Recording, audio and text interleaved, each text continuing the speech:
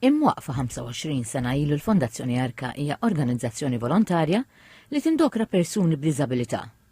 Fil-preżent mexxi dar Arka f'Għajnsielem li tospita 15-il resident u toffri wkoll servizz ta' respite tal-raba ta' residenti.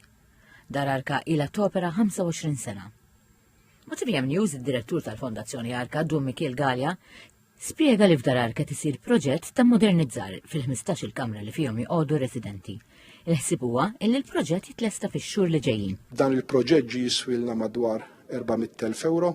Il-ġenerożità tal-poplu Malti Wawċi kienet kbira li dejjem issapportjana kif seta sabiex nistgħu nwettqu dan il-proġett u l-ħsieb tagħna huwa li fil-futur nkomplu niftħu aktar djar biex inkomplu nwieġbu għal bżonnijiet tal-ġenituri ta' dawn il-persuni b'diżabilità.